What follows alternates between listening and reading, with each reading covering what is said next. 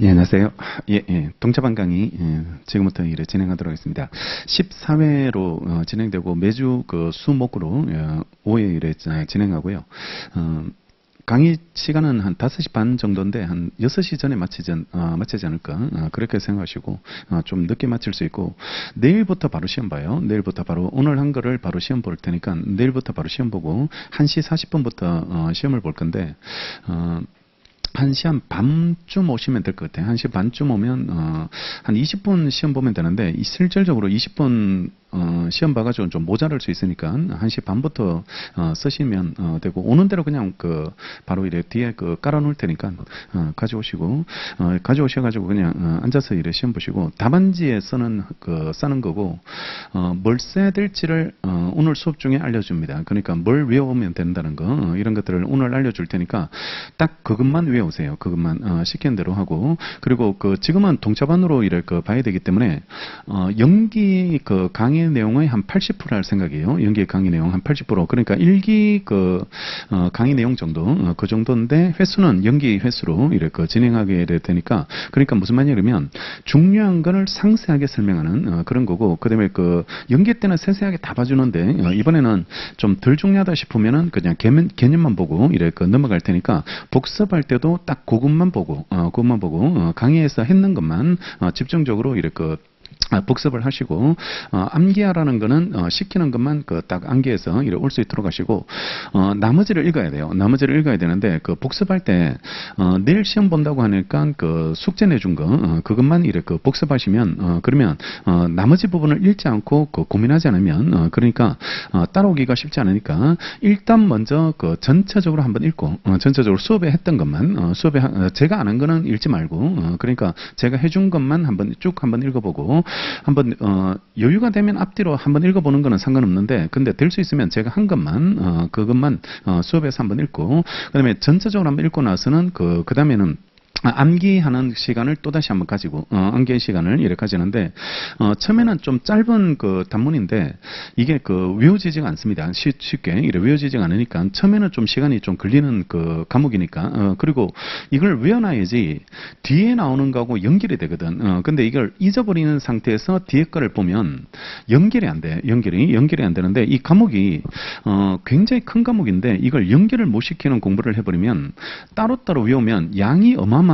이게 어마어마하게 이래 되는데, 근데 반대로 이야기하면 연결만 돼버리면 양을 상대적으로 굉장히 많이 줄일 수 있는 그런 과목인데, 그게 양이 줄어지려면 앞의 내용이 암기가 되고 머릿속에 남아있어야 되거든. 남아있어야 되니까 그런 것 때문에 암기를 시키는 거니까 그런 취지도 되고, 또 실전에서 출제될 수 있는 부분을 중심으로서 암기를 좀 해줘야 되는, 지금 시험이 얼마 안 남았으니까 시험을 위한 암기를 좀 해줘야 돼. 암기를 좀 해줘야 되니까 그런 것들을 좀 외우시고, 그리고 암기할 때 2차 공부할 때 오늘 숙제 내주면 내일 오늘 저녁에 가셔서 숙제하고 내일 오셔야 될 거네. 내일 오시게 되는데, 근데 내일 또 숙제가 나올 거죠. 내일 또 숙제가 나오면 그러면 내일 숙제 거를 내일 것만 보는 게 아니고, 무슨 말이냐면 A와 B가 나오면 A를 암기하고 그 다음에 B로 넘어가는 게 아니고 A, B로 넘어가고 그 다음에 다음 주에 보면 C로 넘어갈 건데 A, B, C로 넘어가야 돼요. 그러니까 누적 진도로 계속 보는 거예요. 누적 진도로 계속 보고, 숙제만이라도 누적 진도로 계속 봐가지고 앞에 내용들은 거의 1분만 보면 잔상이 떠오를 수 있도록 한 200번 본다, 이런 느낌으로 그런 느낌으로 앞에 것들을 그래 외우시고, 단문을 외운다고 생각되면 딱 목표점을 정해놓고 방금 얘기했는 대로 1번, 2번 이렇게 넘어가는 게 아니고 1, 2, 그 다음에 1, 2, 3, 1, 2, 3, 4 이렇게 누적 진도로 계속 외워가지고 노림수를 한 10개 정도는 가져가자. 10개 정도는 가져가서 이번 시험에 한 10개 정도는 노리고 시험장 갈 수 있도록 그 정도 암기 분량만 가지고 가고, 그거는 완벽하게 외우고 그리고 나머지 것들을 같이 읽어주면 10개 가지고 유추해서 쓸 수 있는 게 한 10개 돼야 돼. 10개가 이래 돼야 되니까 좀 조립시킨다, 이런 느낌으로 레고 조립한다. 레고 성을 하나 쌓아가지고 레고 조립을 해놨는데 그걸 부시고 배로 만들어야 돼. 그 자료를 배로 만들어가지고 다시 배도 만들고 비행기도 만들고 이런 느낌으로 해서 그런 느낌으로 유추해서 쓸 수 있는 걸 한 5개 이상 만들어 놓고, 그리고 지금 외웠던 거를 우려 먹을 수 있도록 그렇게 공부하면 이래 되고, 최종적으로 실질적으로 본 시험에서 내년 때까지 목표점은 30개 암기거든. 30개 암기인데 그 30개 암기는 대충이 아니야. 이게 30개는 그냥 거의 완전 필살기처럼 이렇게 외워놔야 되기 때문에요. 거의 완전 점 하나 빼놓지 않고 외우는 그런 기분으로 해서 암기를 하게 이래 될 테니까, 선암기 후 이해다. 지금 우리는 그 시점을 준비해야 되고, 처음에 공부할 때는 이해 중심으로 공부하고 암기는 조금 이래 비중을 낮추는데, 지금은, 몇 달이 있으면 시험을 봐야 되니까, 얼마 남지 않은 상태에서 시험을 보러 가야 되니까, 일단 이해되든 말든 일단 외워놓고, 그 다음에 외워서 일단은 시험을 봐야 되니까요. 그러니까, 되든 안 되든 일단은 일단은 해봐야 되는 거죠. 일단 동차 노리고 이래 해봐야 되니까, 그러니까 동차 노리면서 이래 시험을 준비한다는 기분으로 일단은 외워놓고 그래 많은 의문을 갖지 말고, 의문이 있으면 질문을 언제든지 해서도 이래 상관없는데, 일단은 시험을 준비하는 상황이니까요.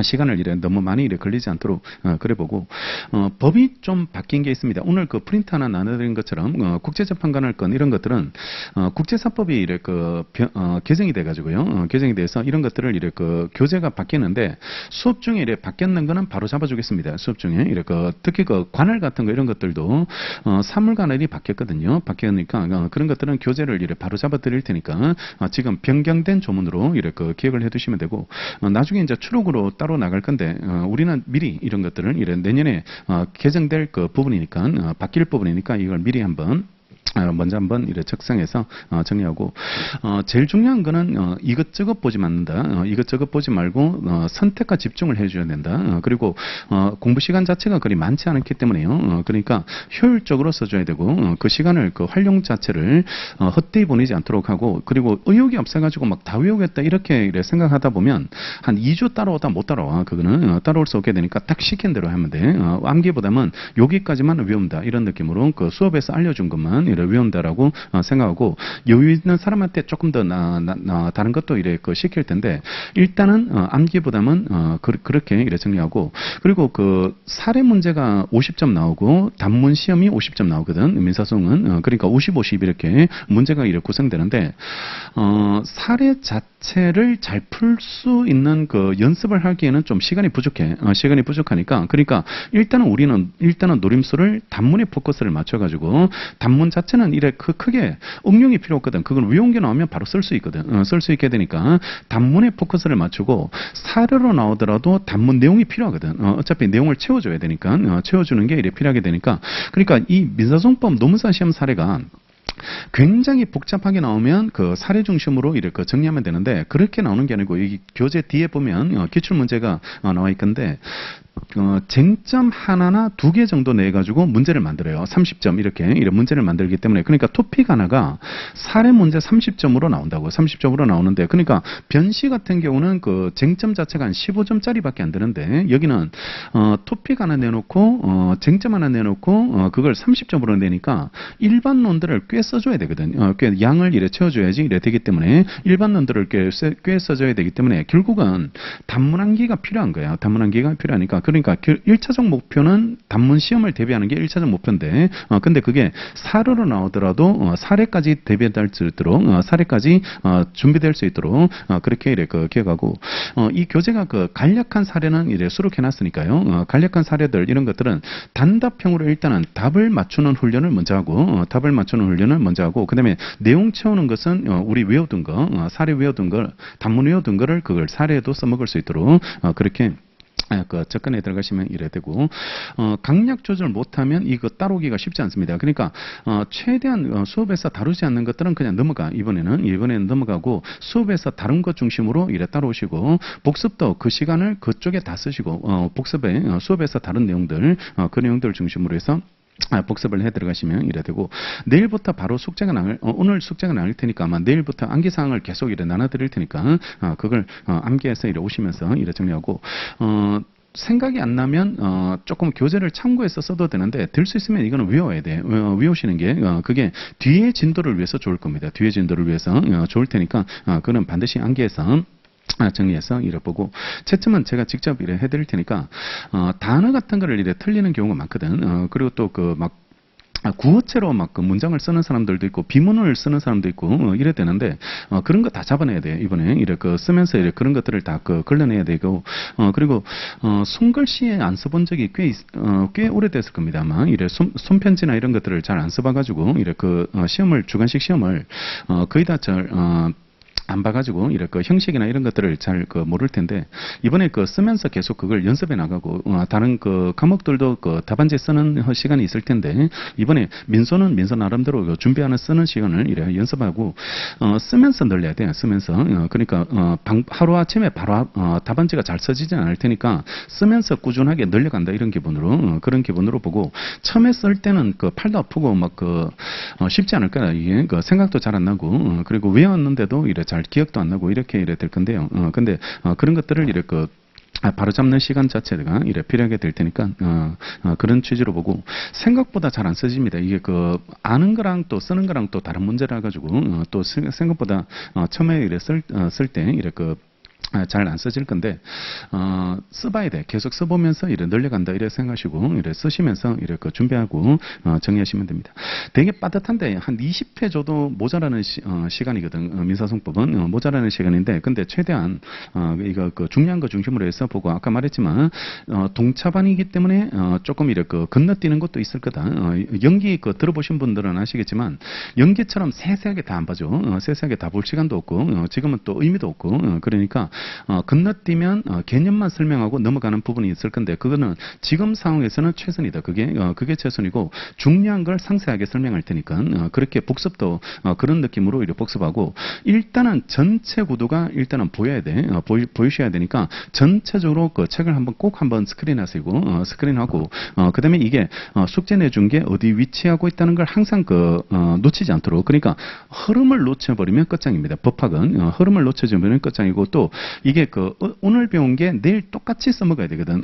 유추해서 이래 써먹는다든지 연결해서 이래 써먹을 수 있도록. 그러니까 유기적으로 이래 돌아가야 되고 이번 주에 배운 내용이 다음 주, 다다음 주에 계속 연결이 돼야 돼. 그게 제대로 된 복습이 되는 거고 이게 끊어지면 안 돼. 이게 딸락딸락으로 이래 끊어지면 그게 오히려 따라오기가 이해하기가 좀 쉽지 않은 그런 부분이 이래 될 테니까 그런 것들을 잘 제 최선을 다해서 그런 것들을 연결을 시키도록 그래 정리하시고 세상에서 가장 어려운 걸 하나 고르라면 민소법 첫 회독하던 때입니다. 제 느낌으로 이래 민소송법을 처음 회독할 때 그때가 세상에서 가장 어려운 공부가 이래 됐고 이 강의 듣고 와서 제가 옛날에 한번 민소송법을 처음에 이제 수업을 들었을 때 학교 수업 듣고 그다음에 하고 나서 이제 1차부터 가지고 이제 수업을 되게 사시 같은 경우는 민소법부터 하거든. 민소송법부터 이래 하게 되는데 수업 듣고 났는데 책을 딱 덮어가 이제 종강입니다라고 했는데 기억이 하나도 안 나더라고. 기억이 이래 하나도 안 나게 이래 되니까 그러니까 막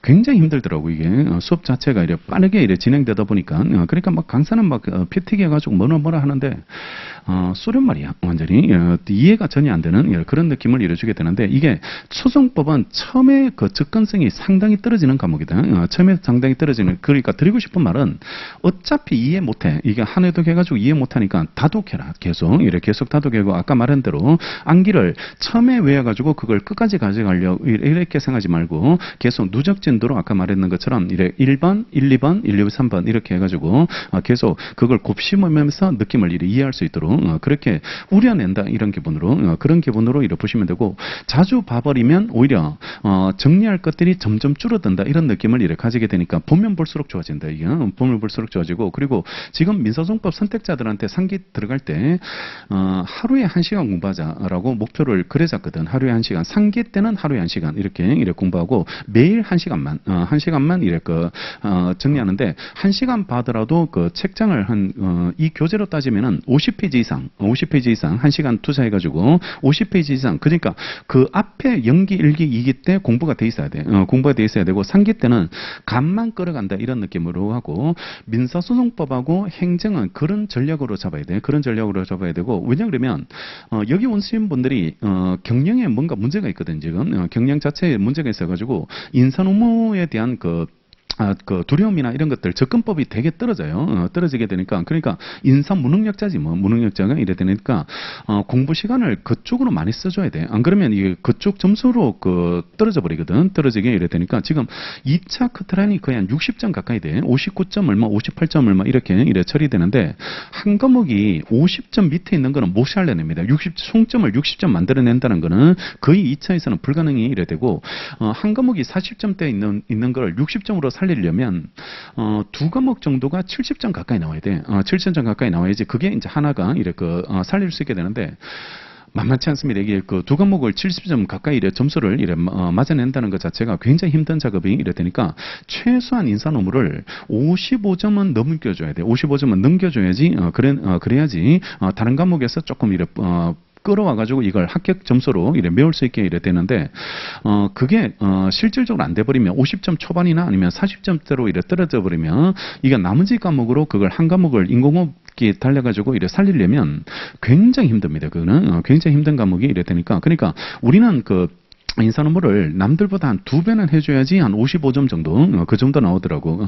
느낌이 굉장히 좋아. 일평생에 인사 논문을 이렇게 잘 써본 적이 없다. 그게 53점 나오더라고. 53점 이래 나오게 되는데 시험장 갔다 와가지고 얘가 뭐 이번에 그 거의 완벽했대. 자기는 완벽했다라고 하는데 51점 이렇게 이래 나오고 뭐 이래 되니까 이게 만만치가 않는 거예요. 만만치가 않게 이래 되니까 그러니까 우리는 상기 때 마지막 시간을 그쪽을 인사 논문이나 그리고 노동법이 양이 어마어마하거든. 노동법이 양이 어마어마하고 그러니까 판례에다가 그다음에 상반기 판례 이 올해년도 상반기 6월달에 나온 판례까지 해가지고 그렇게 공부해서 그 시험장 가야 되거든. 시험장에 이렇게 가야 되니까 그 양이 어마어마합니다. 지금 있는 판례도 많은데 근데 올해 나온 판례까지 추가해서 그러니까 막판에 정리할 것들은 따로 있다 이 말입니다. 막판에 정리할 것들 노동법도 해야 되고 인사도 해야 되고 이래야 되니까 그러니까 우리는 만약에 민소도 안 돼 있고 만약에 행정도 안 돼 있으면 이게 해볼 그 자신감이 안 생겨. 시험이 이래 자신감이 생기지 않으니까 그러니까 일단 두 과목은 1시간 정도만 투입하더라도 감이 이렇게 살아날 수 있도록 그렇게 만들어 놓고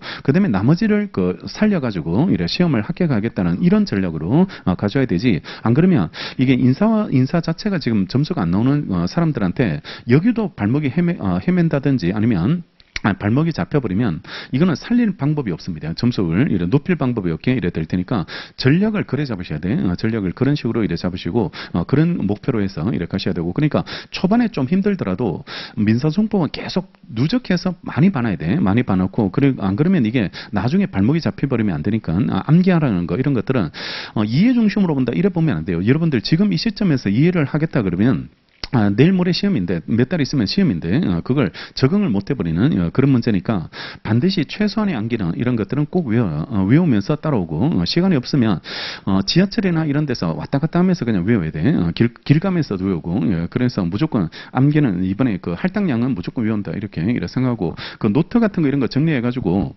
그 노트를 계속 읽어가는 거야. 읽어가시면서 그 암기했던 것들 이런 것들은 하여튼 소멸되지 않도록 이래 사라지지 않도록 계속 이래 감을 이렇게 끌고 갈 수 있도록 그 내용들은 반드시 기억할 수 있도록 그렇게 이래 정리하시면 되고 의욕은 되게 지금 되게 넘칠 건데 수업을 한 2주만 따라오면 막 죽고 싶은 마음이 생기고 그리고 또 못 따라가겠다 아니면 또 뭔 소리 하는지 모르겠다 아니면 또 우왕장하게 되는 그런 문제가 이래 생기게 되는 작심삼일 뭐 이런 느낌으로 되겠는데 또 내년이 있거든. 또 내년이 있으니까 저 건너편에서 막 손짓하거든. 그러니까 지금 무리하지 마 뭐 이런 식으로 이래 해가지고 막 저쪽 강 건너에서 놀아 이렇게 손짓하는 사람들이 이걸 꼭 다다음주 되면 나타날 건데 강 건너면 끝장이다 그거. 강 건너면 끝장이니까 그거 건너지 말고 하여튼 물러서지 말고 그냥 되든 안 되든 끝까지 한번 간다 이런 느낌으로 버틴다 이런 느낌으로 그래서 이번 동차반에 한번 목숨을 한번 걸어보겠다.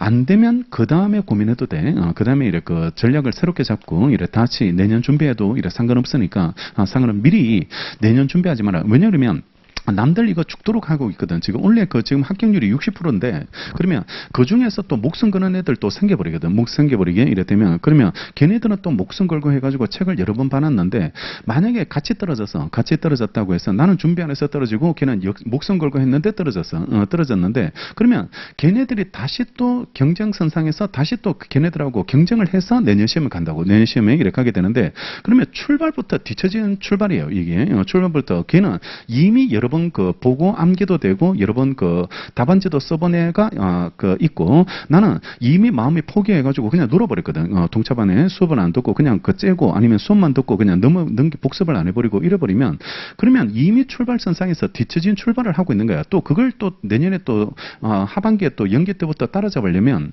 걔가 연계 때 같이 놀아줘야 돼. 그래야 공평하게 따라잡아주게 이래 되게 되는데 그게 또 쉽지 않은 거야. 또 이래 쉽지 않게 되고 또 주변에 몇 명은 또 놀아요. 한 30%는 놀 거라고 놀게 되니까 그러니까 30% 노니까 뭐 쟤도 노니까 나도 놀아도 되지 않을까라고 생각되는데 남아 있는 애들이 어마어마한 애들이 남아 있는 거야. 안 보이는 애들, 그래 놀지 않는 애들이 어마어마한 애들이 남아 있고 실제 학교에 들어가서 경쟁하는 애들은 걔네들이야. 걔네들이 이래 되고 정말 노는 애들은 그냥 그 같이 노는 애들이에요. 같이 노는 애들이고 그냥 보이는 애들 이런 애들은 실제 합격권에 있지 않은 애들입니다. 합격권에 있지 않은 애들이에요. 그러니까 걔네들 보고 안심하면 그냥 같은 무리에 들어가 있는 거야. 같은 무리에 이래 들어가 가지고 이래 그 인원수만 채워주는 그런 느낌을 이래 주게 되니까 그러니까 절대로 그렇게 평가되지 않도록 합격권에 들어가서 같이 경쟁할 수 있는 그런 그 무리가 될 수 있도록 하여튼 시험 끝나기 전에는 놀면 안 돼. 여러분들은 이제 수험에 발을 담갔고 1차를 합격하신 분들은 무조건 시험이 끝날 때까지 그 마지막까지는 방심하지 말고 최선을 다해줘야 돼. 최선을 다해주고 지금 이 정도 인원이 붙어 있고 그러면 내년 합격률이 정말 그 어마어마할 것 같지 않아요? 어마어마하게 되게 될 그런 문제가 될 테니까 이 경쟁이 정말 피 튀기는 그런 싸움으로 바뀌어 버렸으니까 정말 피나는 노력을 하셔야 되고 정말 많은 그 준비를 해서 정리를 하셔야 되고 민소 선택자가 그때 설명했을 때처럼 인사에 적응을 해버리면 그게 완벽합니다. 그 사람은 정말 쉽게 되지 않을까 시험을 쉽게 될 건데 이게 쉽지 않을 그 부분인데 대신에 옛날에는 그 민소 선택자들이 인사에서도 되게 고득점을 했거든. 제가 강의 초창기에는 굉장히 고득점도 하고 그때는 민소 합격자가 거의 한 100명 가까이 됐거든요. 100명 가까이 돼가지고 경조 다음으로 이제 민소가 합격률이 높았는데 어느 순간부터 이제 그 노경하고 지금 경쟁하고 있는 그런 느낌을 주게 되니까 노경 합격보다 뭐 발리고 뭐 이런 느낌으로 주게 되니까 그러니까 이게 왜 이렇게 그 갑자기 뒤집어졌는지 모르겠어요. 그러니까 충분합니다. 우리도 법대 나왔다고 해서 뭐 경영에 우리가 부적응자가 될 그런 아무런 그 이유가 없으니까 필요 충분 조건이 아니니까 그러니까 노력하고 찾아 들어가면 충분하게 접근할 수 있다. 접근하고 이겨낼 수 있게 되고 그걸 과목을 빨리 접근성을 키우고 준비하신다면 충분하게 고득점으로 갈 수도 있게 되니까요. 그런 것들을 잘 전공하고 상관없다 이 말입니다. 그러니까 법대기 때문에 뭐 인사 논문을 못한다. 그러면 민소라도 잘해야지 네가 그러면 민소라도 잘하고 노동법이라도 잘하고 행정이라도 잘해야지 법 과목이면 그러면 나머지 세 과목은 거의 완벽을 기해줘야 되는데 그렇지 못하면 그 문제 있습니다. 인사도 못하고 법도 못하면 이거는 뭐 방법이 있나요? 방법이 없게 될 테니까 그러니까 그런 것들을 빨리 그 접근법을 깨우쳐서 계속 물고 늘어져야 된다. 인사에 대해서 이해를 하고 합격을 하려면 그걸 최대한 이해도를 높여야 된다라고 생각하고 그쪽에서 요구하는 시험을 준비하고 그에 맞는 답안지를 써줄 수 있도록 그렇게 정리하시고 강의 계획표에 보면 그 4번에 보면 중요 쟁점이라고 해가지고 우리가 강조점을 줘야 될 부분이 정리되어 있는데요.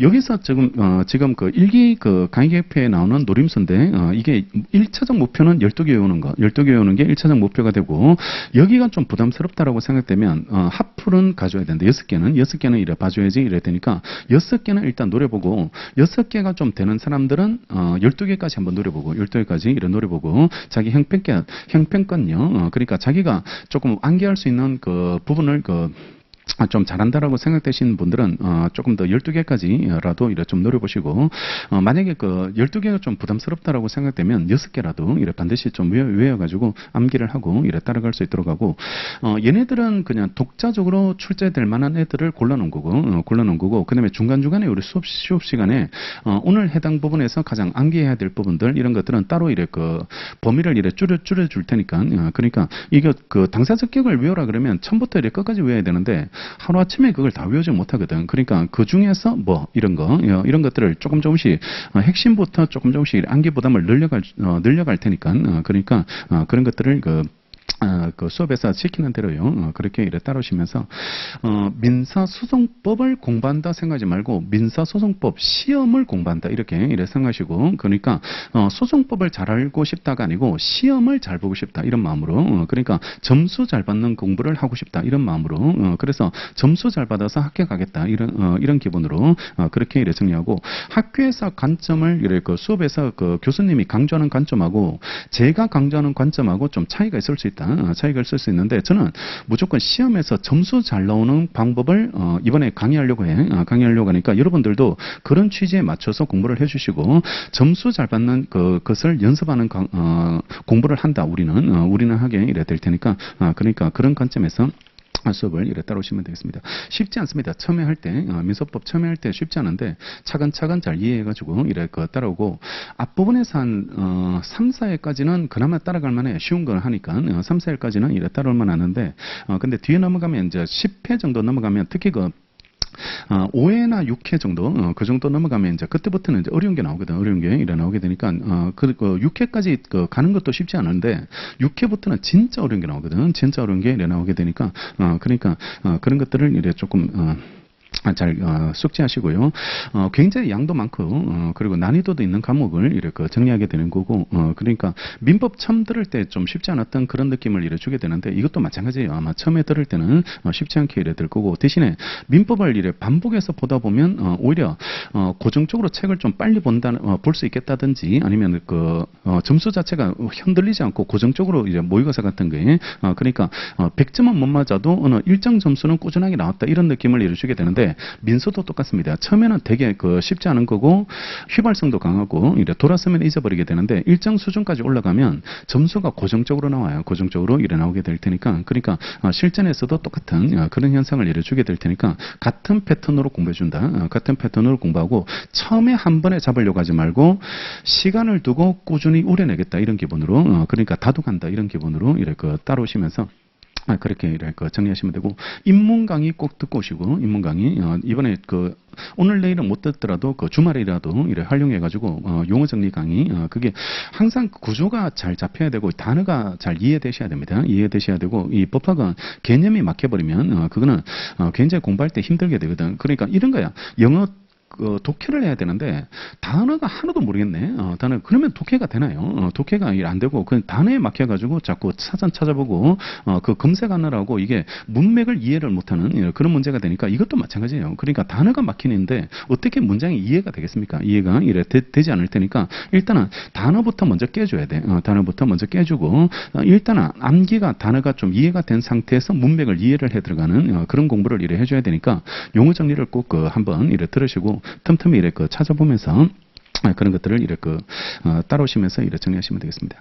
자, 교재 진도 이래 지금부터 이래 나갈 테니까 앞부분들 이래 정리하도록 할게요. 10페이지. 10페이지 수의 종류부터 해가지고 이렇게 시작이 이래 되게 되는데요. 자, 우리나라 민사소송법을 바라볼 때는 일단은 시각 자체를 행정하고는 좀 다르게 가져야 됩니다. 행정하고는 조금 이래 시각 자체를 좀 다르게 이래 가질 것이 이래 필요하게 되는데 우리 민법에서 제일 중요한 원칙이 사적 자체였거든요. 사적 자체. 그러니까 개인과 개인 간의 관계는 개인들이 개인들한테 맡겨두는 게 원칙이고 여기에 분쟁이 생겼을 때 법이 관여하게 되거든. 법이 관여하게 된다. 그래서 사적 자체가 대원칙이다. 대원칙이 이래 되는 거고 법은 먼저 적용되지 않고 개인들의 의사에 맡겨두겠다는 겁니다. 의사에 맡겨두는데 이 민법의 권리를 구제하는 절차, 강제하는 절차가 그게 민사소송법이거든. 민사소송법이다. 따라서 민사소송법도 당사자 의사에 맡겨두는 게 대원칙이야. 당사자 의사에 맡겨두는 게 원칙이고 실체 진실을 찾아가지 않는다. 그러니까 정의가 뭘까? 아니면 진실이 뭘까? 이걸 궁금해하면 안 돼. 우리는 그 관점 자체를 행정에서는 정의로운 그런 것들을 이렇게 판단하게 이래 되게 되지만 민사소송은 그런 거 판단 안 해. 이게 누가 정의일까? 누가 타당할까? 누가 옳을까? 이런 걸 타당한 게 아니고 그냥 얘네들 사이에 분쟁이 생겼는 걸 해결해 주는 거야. 분쟁이 생겼는 걸 해결해 주게 이래 되고 그 이상도 그 이하도 간섭 안 해. 그 이하도 간섭하지 하지 않고 조금 더 풀어주면 되지 않을까? 아니면 조금 더 화해를 조금 더 이래 부드럽게 만들어주면 되지 않을까? 그런 거 안 하는 게 원칙입니다. 민사소송법은 그런 거 안 하는 게 원칙이고, 그러면 얘네들이 소송으로 가져온 것만 결론 내려준다. 소송으로 가져온 것만 결론 내려주고 덜 가져왔다든지 아니면 추가적으로 요구할 수 있는 사항이 있었을 수 있는데 그런 것들은 안 가져오면 판결 안 해줘. 안 가져오면 판결해주지 않으니까. 그러니까 진실을 찾아가는 소송이 아니다. 진실을 찾아가는 게 아니고 그냥 개인 간의 분쟁을 해결해주는 그런 소송이라는 거, 그 시각을 그래가지고, 그러니까 왜 이렇게 판결했을까? 이렇게 생각하지 마. 왜냐 그러면 얘네들이 요구한 게 그거밖에 없어. 요구한 게 그거밖에 없으니까 딱 요구한 부분만 결론 내려준다라고 이래 그렇게 해가지고 이걸 학문적으로 풀면 처분권주의라고 부른다. 처분권주의라고 이래 부르게 이래 되게 되는데요. 당사자가 요구한 것만 가지고 요구한 것만 가지고 이래 판결하게 되고, 자, 첫 번째가 소송을 할지 말지도 당사자에게 맡겨놓습니다. 소송을 할지 말지 당사자에게 맡겨놓게 이래 되는데요. 돈을 빌려줬는데 못 받아요. 그러면 못 받는 부분이 생겼을 때 그걸 꼭 소송하지 않습니다. 우리 친구들한테 돈을 빌려줬는데 못 받는 경우도 있거든. 우리 살면서 그런 경우도 경험이 있게 이래 떼인 경우도 있게 이래 되는데 그거 왜 소송 안 했어요? 왜 그걸 소송에서 받지 왜 안 받았어? 소송할지 말지가 당사자 마음이거든. 당사자 마음이기 때문에 왜 소송 안 했어요? 이런 걸 물어서는 안 돼요. 그 사람 마음이야. 그 사람 마음이고 이게 사적 자체니까 그 사람한테 맡겨두게 이래 되게 되고, 그 다음에요. 돈을 1억을 빌려줬는데 그걸 1억 다 받을지 아니면 반만 받을지 아니면 3분의 2만 받을지 아니면 일단 조금만 받을지 이런 것들도 자기가 결정하겠죠. 내가 결정하고 1억 빌려줘도 뭐 내가 1억 2천 받을 수도 있고 8천 받을 수도 있게 이래 될 테니까 어느 범위를 받는지 이런 것들도 당사자가 결정하기 이래 되니까 소송의 대상 적격도 당사자가 결정. 그러니까 뭐 돈을 받고자 하면 돈, 원금만 받을까요? 이자도 같이 받을까요? 이것도 결정해. 자기가 이렇게 결정하고 일단 원금만 먼저 제기해 놨다가 이자는 나중에 제기한다든지 아니면 원금 이자 같이 제기한다든지 이런 것들도 자기가 다 결정해서 처리할 수 있게 이래 되고, 그 대상과 범위도 범위 전부 받을지 일부 받을지 이런 것들 범위까지도 당사자가 이래 결정하게 이래 되고, 마지막 소송의 종결도 소송 절차라고 할게요. 절차의 종결도 그것도 당사자에게 맡겨두게 이래 됩니다. 자, 소송을 제기했다가 판결이 나면은 소송이 종결돼요. 판결이 나면 소송이 종료, 소송이 끝나겠죠. 소송이 끝나게 이래 되게 되는데, 근데 판결 나기 전에 얘네 둘의 행위로 이걸 종료시킬 수 있다는 겁니다. 종료시킬 수 있다. 그러니까 꼭 판결이 나야지만 소송이 끝나는 게 아니고 판결 아니어도 당사자 행위로 소송을 종료시킬 수 있는데, 우리 나중에 배우는 소체하를 한다든지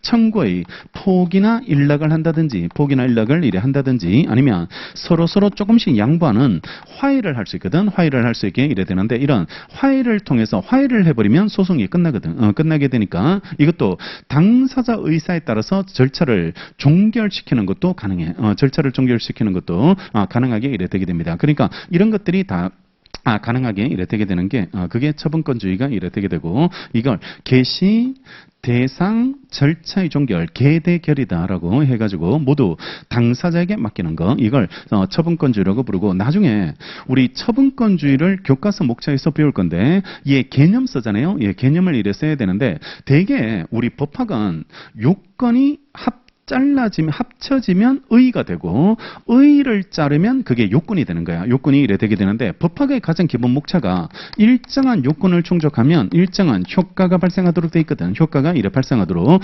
요건효과로 이래 되는데, 이 요건을 합치면 개념이 나온다고. 개념이 나오고 이 제도의 개념, 의의가 이래 나오게 이래 되게 될 테니까 의의가 이래 되게 되는데, 이거 합치면 의의입니다. 합치면 의의. 그러니까 소송의 개시, 소송의 대상과 범위, 절차의 종결 를 모두 당사자에게 맡겨두겠다는 거, 그걸 처분권주의라고 이래 부르게 되니까, 목차가 개시 하나, 대상과 범위 하나, 그 다음에 절차의 종결 하나, 이래 정리하면 되고, 마지막에 뭐가 나오겠어? 이거 3개 나오고 나서 마지막에 그게 효과야. 효과가 이래 나오게 되니까 위반의 효과 이런 것들이 나오게 이래 될 테니까, 그게 이 테마의 전체 목차가 이래 되는 거고, 우리 의의를 쓸 때 의의를 쓸 때 대개 의의를 쓰면서 같이 써주는 게 있는데 어떤 걸 써주냐면 취지, 이걸 왜 만들어놨을지 취지 같은 거를 이래 쓸 수 있게 이래 되는 거고, 그 다음에 얘하고 비슷한 거를 구별하게 되거든. 구별하게 이래 되게 되고, 이걸 구별 개념 쓸 때도 있고 어떤 때는 법적 성질,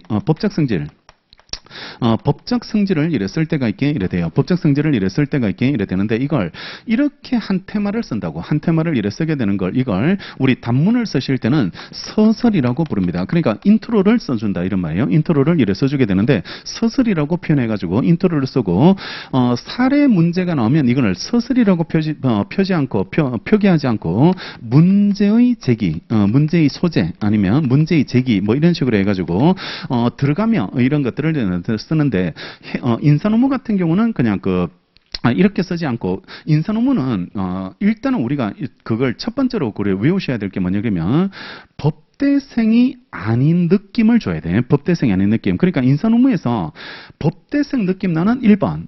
이거 쓰고 있는 사람, 이거 쓰고 있는 사람은 대표적으로 법대생이거든. 법대생이 이래 되게 되니까 의의를 쓴다든지 아니면 서술이라고 쓴다든지, 이거는 내가 법대생이에요 이런 느낌을 이래 주게 되는데, 이거 쓰면 그냥 심정적으로 얘는 깔아줘야 되겠다 이런 느낌, 이런 느낌을 이래 주게 되니까 절대로 인사논문에서는 이런 거 쓰면 안 돼. 그러니까 법대생 느낌 나는 답안지 쓰면 안 된다. 이게 1번이야. 우리는 1번이니까 철저하게 신분을 숨겨가지고 내가 경력 느낌 나는 그런 느낌을 이렇게 답안지를 쓸 수 있도록 하고, 이런 거 절대로 쓰면 안 돼. 이런 걸 절대로 이래 쓰면 안 되고, 그리고 단문 나왔을 때 이래 쓰는 거고, 사례 문제 나오면 제목이 바뀌어야 된다. 제목이 바뀌어야 되고, 여기는 어떤 쟁점이 있는지 그걸 보여줘야 되거든. 그 부분을 이래 보여줘야 되니까, 사례 문제는 그런 식으로 이래 도입 부분이 이래 달라지게 될 테니까 이래 쓰고, 법학의 가장 기본 목차는 요건 효과다, 그지? 요건 효과니까 서설 요건 효과, 이게 가장 기본 목차고, 여기는 민사소송법이니까 절차법이거든. 절차법이니까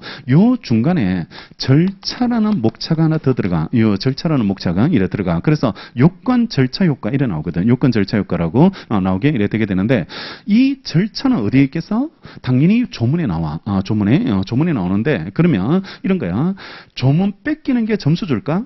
안 줘. 한글 시험 연습하는 시험, 동남아 사람들 한글 테스트하는 그런 시험이 아니라고. 시험이 아니기 때문에. 그러니까 조문 뺏기지 말라고. 조문 뺏기지 마라. 그러니까 무슨 말이냐면, 절차 중에 중요한 것만 써주는데, 그 중요하다는 말은 판례가 있는 부분이야. 판례가 있는 부분, 판례가 있는 부분은, 그거는 쟁점이 있는 부분이고 점수를 줘. 그거는 쓰면 점수를 주는데, 그냥 조문만 뺏기고 1항에 있는 거, 2항에 있는 거 이런 것들은 점수를 안 줘. 그러면 시간 없을 때 제일 먼저 빼도 되는 거 이거야. 조문 빼는 거, 조문 쓰는 거 이런 것들은 시간 없을 때 빼버리고, 양이 너무 많으면 줄여야 되거든. 줄여야 되는데 1번으로 줄여야 될 거, 조문 뺏기는 거 이런 것들은 이래 1번으로 빼시고, 절차 중에서 쟁점이 있는 부분이 있는데, 그래 많지는 않은데 쟁점이 있는 부분은 따로 써준다. 따로 이래 써주게 되는데, 근데 대개 이게 아마 양을 줄여야 된다면 제일 먼저 절차부터 이래 빼신다고, 아니면 간략하게 쓴다든가, 간략하게 짧게 쓴다든지 뭐 이런 식으로 이래 처리해주고,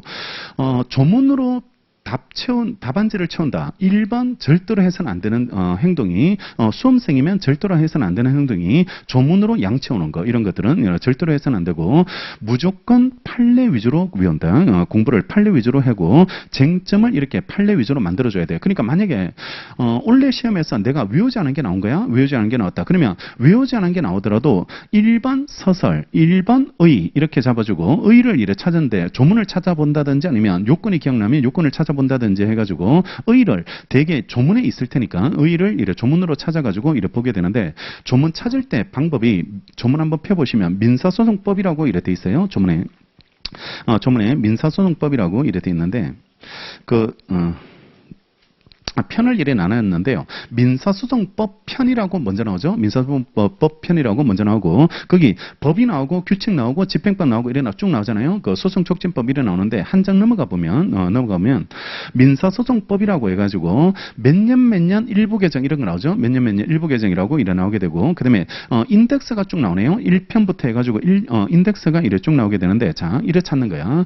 지금 만약에 항소 조문이 나왔다. 아니면 기일과 관련되는 조문이 나왔다. 기일과 관련된 조문이 이래 나오게 되면 그러면 1조부터 조문을 넘기는 게 아니고 이 인덱스를 보면서 기일이 몇 조에 나오는지를 찾는 거야. 기일이 이래 몇 조에 나오는 걸 찾아보면 그러면 사장 소송 절차 부분에 3절에 기일이 나오죠. 3절에 기일이 나온다. 근데 165조부터 173조 이래 돼 있잖아요. 그러면 165조로 빨리 찾아가는 거야. 165조로 찾아가서 거기서부터 찾아보면 내가 찾고 있는 게 들어가 있는지를 이렇게 찾는 거야. 그러니까 모든 법조문 찾을 때는 이렇게 찾아. 행정도 마찬가지고 이렇게 찾아가지고 인덱스를 빨리 보고 만약에 송달 문제가 나왔는데 내가 공부하는 게 나왔다. 그러면 송달 조문을 빨리 찾아야 되거든. 그러면 송달 조문을 찾으려고 보니까 사장 소송 절차에 제4절 송달 이래 나와 있거든. 그러면 여기 174조부터 197조까지 나와 있다는 말이거든. 그러니까 거기서부터 찾아 들어가는 거야. 거기서부터 찾아 들어가서 어떤 쟁점과 관련되는 문제가 나왔는지 이렇게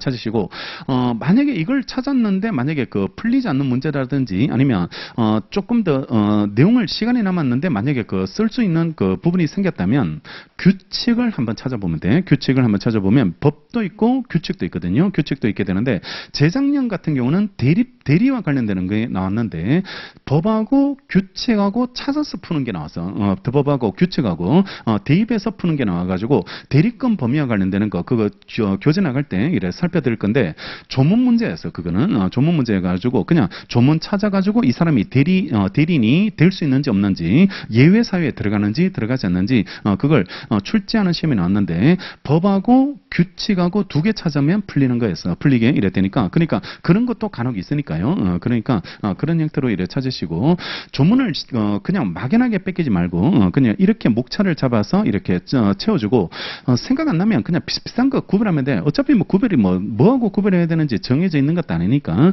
앞뒤로 이래 있는 것들 이런 것들을 이렇게 구별해가지고 적어주고, 그 다음에 요건 잘라주고, 그 다음에 요건 자를 때는 의의를 잘라서 요건을 써주고, 의의를 잘라서 요건을 쓸 때, 해당 판례가 있는지를 계속 떠올려보고, 해당 판례가 뭘 써주는, 판례가 있는지, 이런 거. 그러니까 그쪽이 부각이 돼야 되고, 판례 있는 부분, 쟁점이 있는 부분, 그런 부분이 점수 주는 부분이 이래 되니까, 누가 판례 많이 쓰고, 누가 쟁점을 잘 부각하는지, 그게 이제 싸움이니까, 시험에서는 이래 싸움이 되고, 득점 포인트가 되니까, 그런 형태로 해서 이래 답안 작성을 이래 해들어가시면 됩니다. 그러니까 이런 목차로 구성이 된다고 보시고 일단 대원칙은 민사소송법은 처분권주의다. 당사자가 딱 들고 온 것만 판결해주고 당사자가 가져오지 않은 것은 판결하지 않는다. 이게 대원칙이고 여기에 반대말 하나 알아두시면 당사자가 주장하지 않더라도 법원이 스스로 판단할 수 있는 경우가 있어. 민사소송법에도 이래 판단할 수 있는 경우가 있게 되는데 이런 것들은 그러면 민사소송은 사적 자치인데 왜 이걸 판단합니까? 라고 되는데 개인 간의 문제가 아니고 그냥 이 절차를 진행하는 과정에서 생기는 문제거든. 생기는 문제들 이런 것들은 순수 법원에서 절차를 운영하기 위해서 필요한 부분이기 때문에 개인 쟁점이 문제가 아니기 때문에 이런 것들은 당사자가 요구하지 않더라도 법원이 스스로 판단하는 경우가 생기는데 그걸 직관조사상 직권조사주의, 직권조사상이라고 이렇게 부르게 됩니다. 그러니까 법원이 스스로 알아서 이래 조사할 수 있는 거, 이걸 직권조사상이라고 이렇게 되어 있는데 예외적으로 대개 절차 운영, 그다음 아니면 공익과 관련되는 거 이런 것들은 직권으로 조사하도록 되어 있고 원칙은 이겁니다. 처분권주의가 원칙이고 직권조사상이 그래 많지 않아요. 그래 민사소송법에서 많지 않은 예외니까요. 예외니까 그래 많지 않으니까 몇 개만 직권조사로 이래 처리된다는 거 그렇게 이렇게 가시고 그다음에요.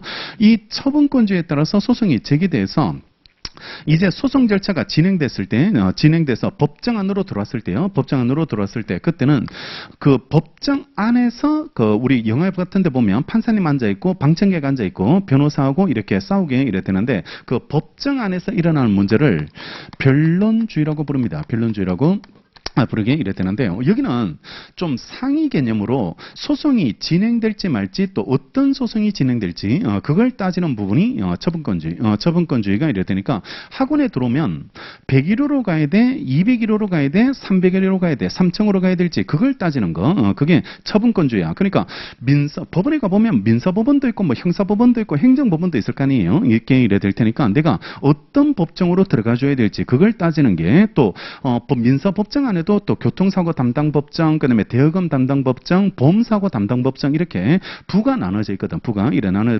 분업화 때문에 부를 나눠놨거든. 그러니까 그런 식으로 어떤 부를 들어가줘야 될지 그걸 나누는 게 처분권주의고 이제 들어왔어. 대여금이고 민사법원이고 대여금을 담당하는 법정 안으로 들어왔을 때 이 법정 안에서 일어나는 문제를 규율하는 걸 변론주의라고 이래 부르게 이래 되는데 여기서는 소송 절차가 개시됐을 때요. 개시되면 자기한테 유리한 판결을 받고자 하는 사람은 반드시 그 사실을 주장할 책임을 부담합니다. 주장할 책임을 부담해서 사실의 주장 책임이라고 이를 부르게 되는데 만약에 이 채권이 소멸시효가 완성된 채권이에요. 소멸시효가 완성된 채권이어서 돈을 갚지 않아도 되는 그런 상황인데 그렇다 할지라도 소멸시효 완성됐다는 이야기를 채무자가 주장을 하라는 겁니다. 주장을 해야지 법원이 소멸시효를 판단할 수 있는 거지. 만약에 보세요.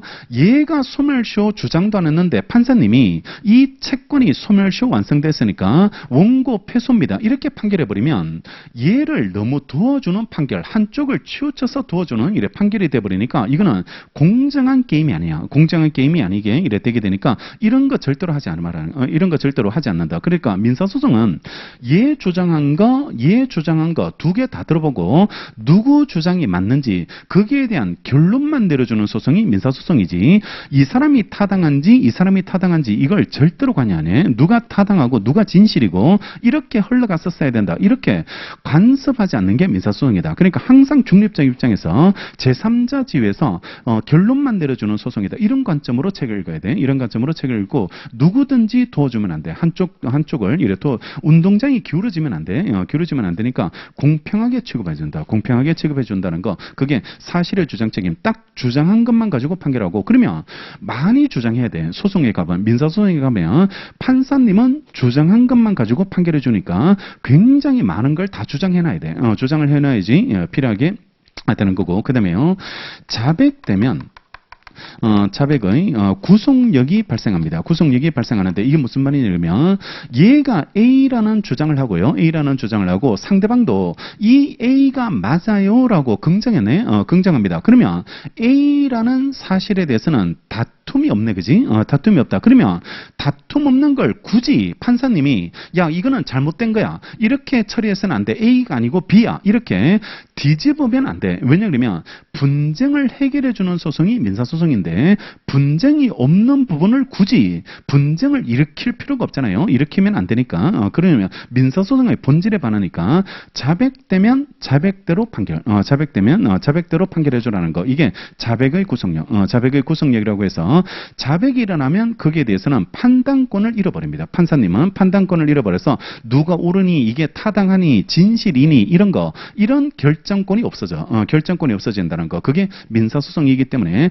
민사소송은 항상 분쟁을 해결해주는 소송이기 때문에 자백되면 자백대로 판결. 설사 이 사람들 거짓말은 아니야. 뭐 허위자백이거든. 허위자백이고 거짓말 아니야. 이런 심정 얻어도 거기에 대해서 판단하면 안 돼. 거기에 대해서 판단하면 왜냐 그러면 본질을 잃어버리면 안 돼. 본질을 잃어버리면 안 되고 민사소송은 본질이 분쟁 해결해주는 소송이 본질이기 때문에 더 이상 관여하지 않는다. 이런 느낌이야. 더 이상 관여하지 않게 이래 되니까 그러니까 얘네들 사생활에 대해서 더 이상 관여하고 싶지도 않고 알고 싶지도 않고 그냥 분쟁만 해결해 준다. 이런 느낌으로 이렇게 기억하시고 그 다음에요. 얘가 A라는 사실을 주장했는데 아니래. 절대로 아니래. 나는 그런 사실 없대. 그런 사실 없다라고 해서 즉 자백 반대로 다툼이 생겼네. 그지? 다툼이 생기면 그 다툼 있는 사실에 대해서는 증명이 필요한 거야. 증명.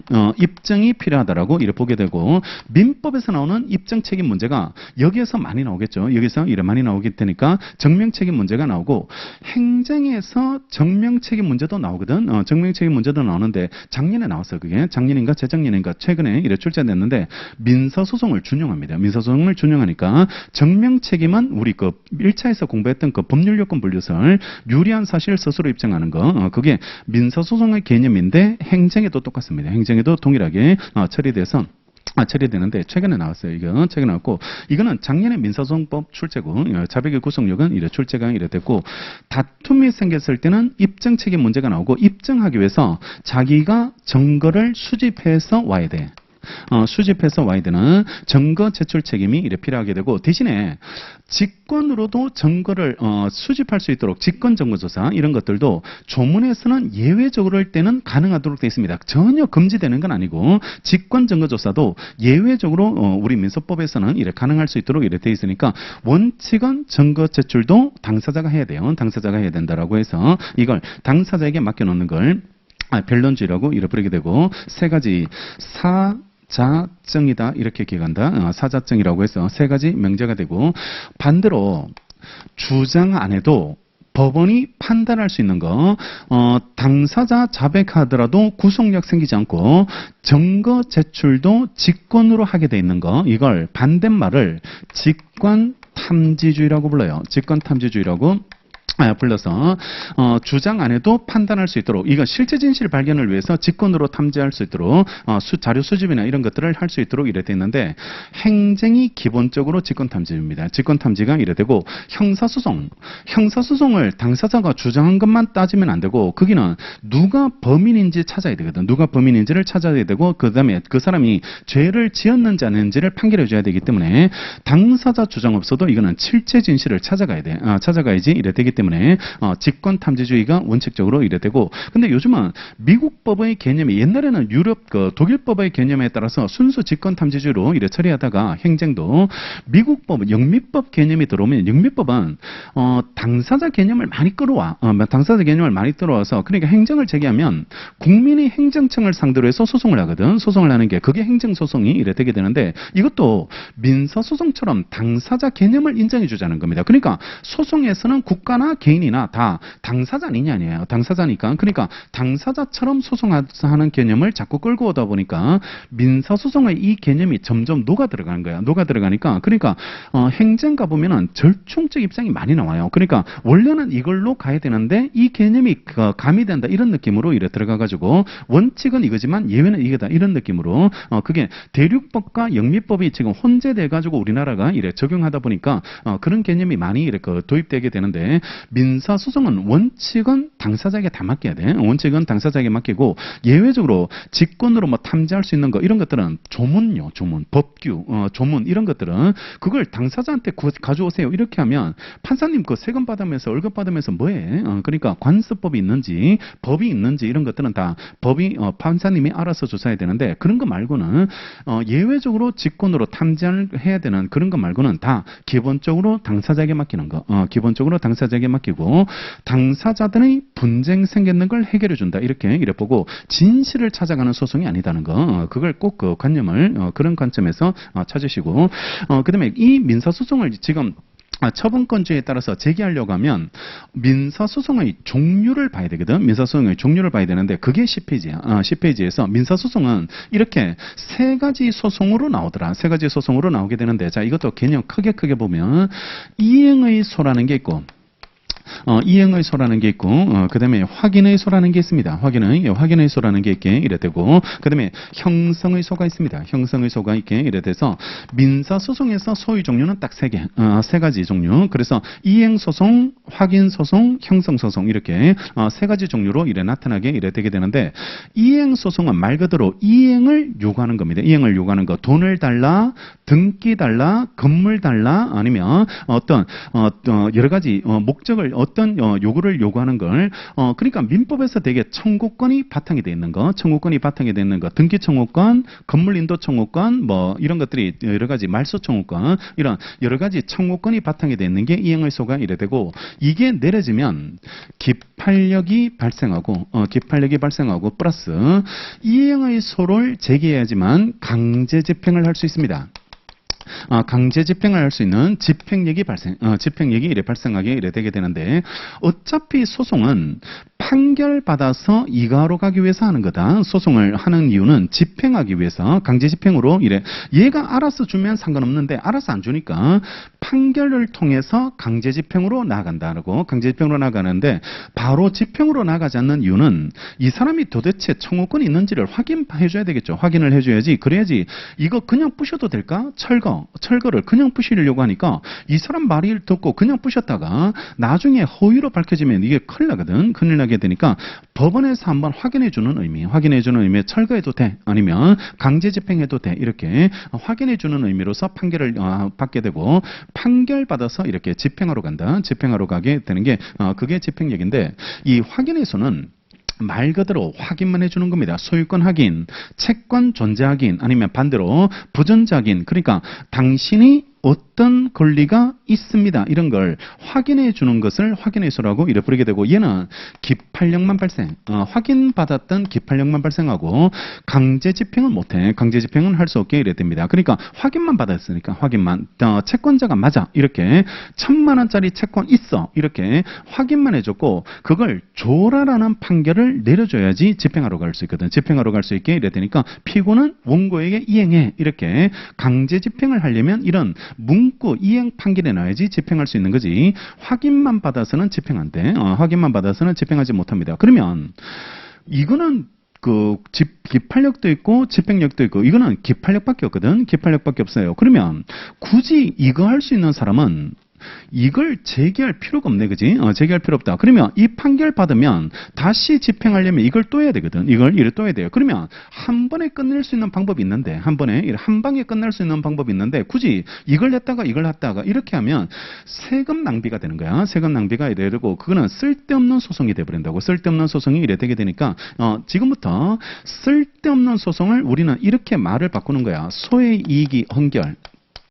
소이익이 없다라고 이래 보고, 소송은 반드시 이익이 있어야 되는데 이익을 우리는 다른 말로 읽어야 돼. 필요성으로 읽는 거야. 필요성. 그러니까 소송할 필요성이 있어야 돼. 소송할 필요성이 있어야지 소송을 하게 되고, 굳이 세금 낭비하면서 쓸데없는 소송하지 않아. 쓸데없는 소송을 하지 않는다. 이거 쓸데없는 소송이 돼버립니다. 이걸 먼저 오면 쓸데없는 소송이 이래 되게 되니까, 이거 할 수 있는 사람은, 이행의소를 제기할 수 있는 사람은 얘를 제기하면 안 돼. 얘를 제기할 수 없고, 그러면 이거는 이거 할 수 없을 때 예외적으로 받아주겠네. 예외적으로 받아준다. 그러면 이행의소를 할 수 없을 때 예외적으로 확인의소가 이래 제기되게 되는데, 그러면 이게 먼저 적용되고 이거는 그 다음에 적용되거든. 이거 할 수 없을 때 적용이 이래 되게 되니까, 뭐 할 수 없었고 순서가 후차적이고 후순위일 때 우리 법학에서는 이 단어를 씁니다.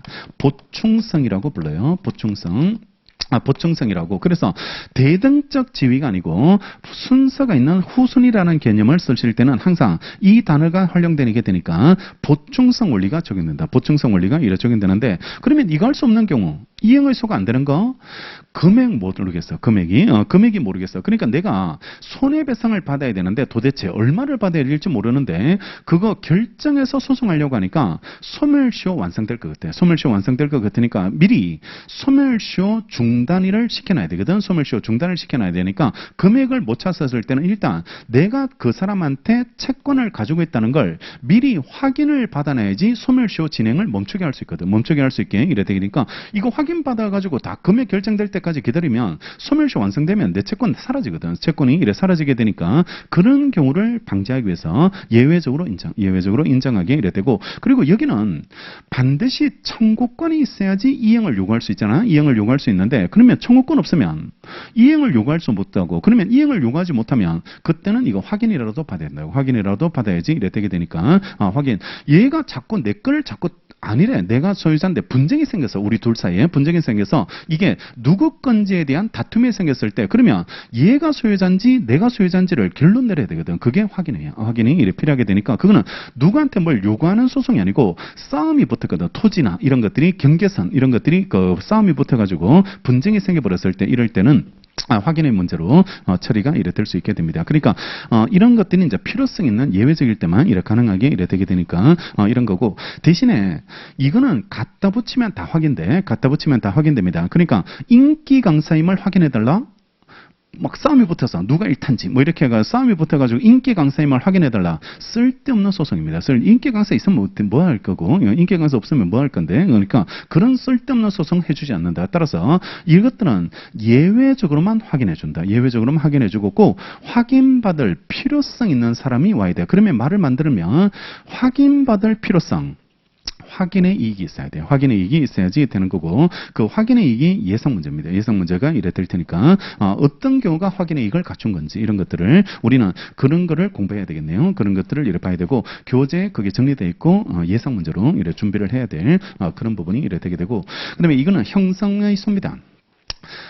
민법 공부할 때 형성권 기억날까? 형성권, 취소권, 해제권 이런 거 일방의 의사표시에 따라서 권리가 변동되는 게 형성의 소가 이래 되는데, 여기도 이거는 집행까지 판결까지 내려져서 집행까지 가야지 만족을 얻게 되지만, 여기는 판결로 권리가 변동돼. 판결로 이래 권리가 이래 변동되는 거고, 판결 자체로 바로 권리가 이래 변동되는 거, 그게 형성 소송이라고 이래 부르게 되는데, 대표적인 게 이혼입니다.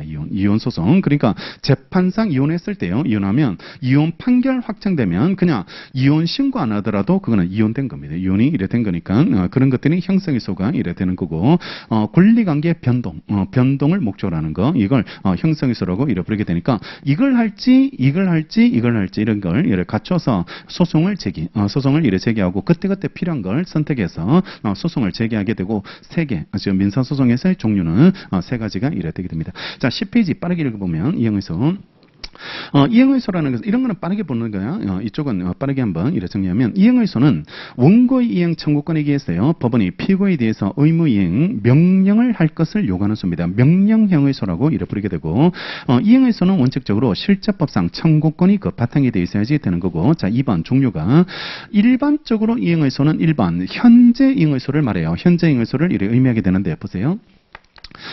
이행의소를 제기하려면 첫 번째가 청구권이 있어야 됩니다. 청구권, 돈 달라는 청구권, 등기 달라는 청구권, 건물 달라는 청구권, 이런 청구권이 바탕이 되어 있어야 되고, 그 다음에 두 번째가 변제기가 도래해 있어야 돼요. 변제기가 도래해 있어야지 되는데, 만약에 돈을 1억을 빌려주고 10월 1일 날 갚기로 했거든. 10월 1일 날 갚기로 했는데 10월 1일이 지나도록 돈을 안 갚고 있는 거야. 돈을 갚지 않으니까. 그러면 소송을 제기해서 강제적으로 받아야 되겠네. 소송을 제기해서 강제적으로 받게 됩니다. 따라서 변제기가 도래했는데도 불구하고 얘가 임의로 자발적으로 주지 않으니까 소송을 통해서 받겠다는 거거든. 소송을 통해서 받겠다. 그게 현재 이행의소가 이래 되는 거고, 이게 일반적 이행의소는 현재 이행의소가 이래 되는 거고, 변제기 도래해야지만 소송을 제기할 수 있도록 이래 돼 있고, 변제기 도래하지 않으면 그거는 소송 제기 못해. 원칙적으로 소송을 제기할 수 없는데,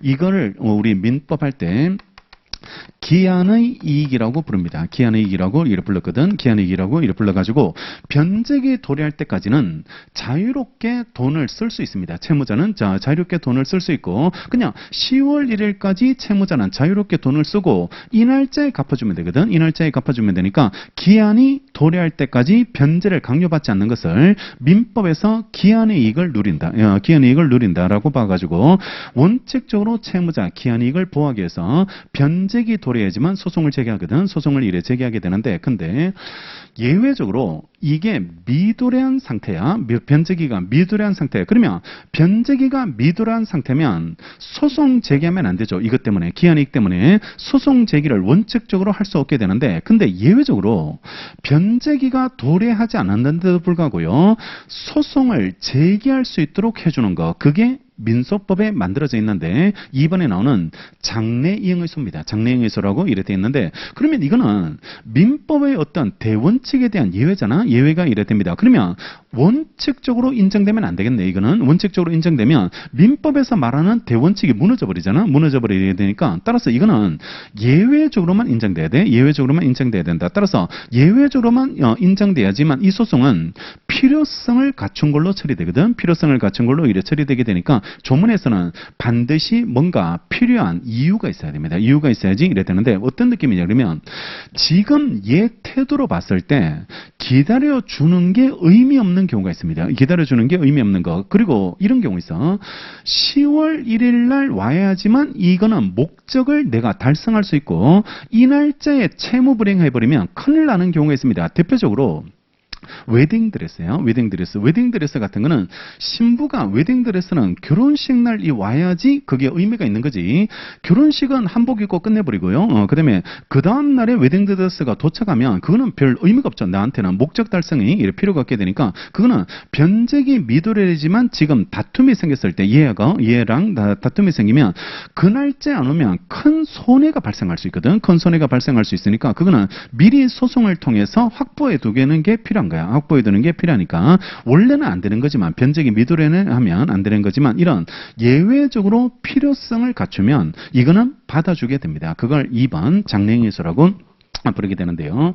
장래행위소는 변론 종결시를 기점으로 이행기가 아직 도래하지 않은 청구권을 주장하는 걸 말하는데 이때는 미리 청구할 필요, 미리 청구할 필요라는 필요가 있어야지만 소의 이익이 있는 것으로 이를 보게 됩니다. 그러니까 원래 안 돼야 돼. 이거는 원래 되면 안 되는데 예외적으로만 가능해야지 되기 때문에 그게 예외적으로만 가능한 거, 그게 조문에서 미리 청구할 필요라고 돼 있거든. 그러면 우리는 공부할 때 어떤 걸 공부하냐 그러면 미리 청구할 필요가 뭘까? 이런 의문을 가져야 돼. 이런 의문. 그러니까 조문에서는 그냥 미리 청구할 필요가 있을 때 가능하다 이렇게 돼 있는데 그러면 도대체 미리 청구할 필요는 뭐야? 이런 것들을 해석하는 게 필요한 거고 수험 공부는 그걸 암기해서 써주는 거야. 우리가 이래 써주는 거. 그러니까 조문에 대한 해석을 해주는 거야. 조문에 대한 해석을 해주게 되고 아니면 조문이 없는 부분은 학설로만 돼 있거든. 학설로만 돼 있으면 그러면 어떤 학설에 따라서 아니면 판례가 어떤 결론을 내려줬는지 이렇게 해결해 주면 되는데 대개 2차 시험은 판례가 있는 부분이 나오거든. 판례가 있는 부분이 나오고